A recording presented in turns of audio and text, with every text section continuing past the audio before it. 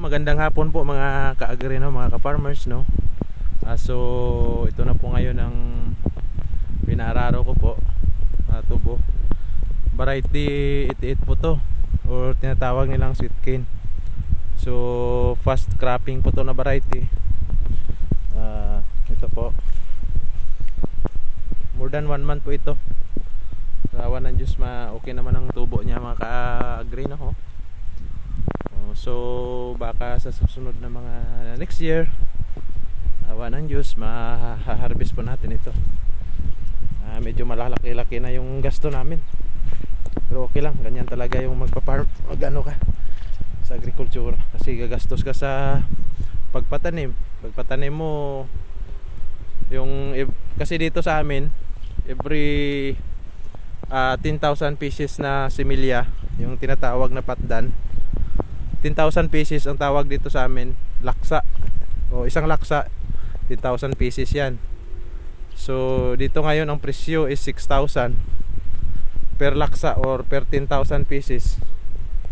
So aabot talaga siya ng, sa isang hektarya makatanim ka ng 7 laksa o 70,000 pieces na binhi ng tubo. So 7 times mo sa 6,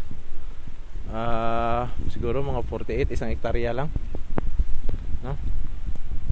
So sa akin to mga sobra dalawa, malaki din ang gastos ko sa pagpararo, pagparastilyo. Siguro gagastos ka ng mga 2 hektarya, mga 200,000 sobra. Ito po mga ka-agri, no, variety 88 po. Okay naman ang tubo niya, meron lang nadilid-dilid ng tubo konti, kasi pagpatanim ko nito medyo mainit pa. Awa ng Diyos na na abutan ng ulan, kaya naka-recover yung pananim. Ito na po yung So sa magplano ng mag-invest ng tubo dito sa tubuhan, malaki talaga ang gastos, pero mababawi din yan. Lalo na sa ikalawa mong ani, magpaparaton ka na, hindi ka nagagastos ng patdan o semilya ng tubo. So ito medyo dilid, pero tutubo pa naman yan. May mga talaga na mahina ang tubo, si dilid,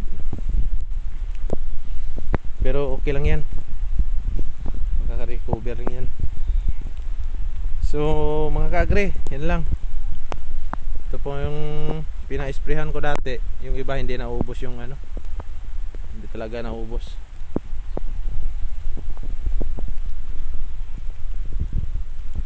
Pero okay naman ito sa isang area ko. So ayan lang, salamat mga ka-agri at mabuhay. Magandang hapon.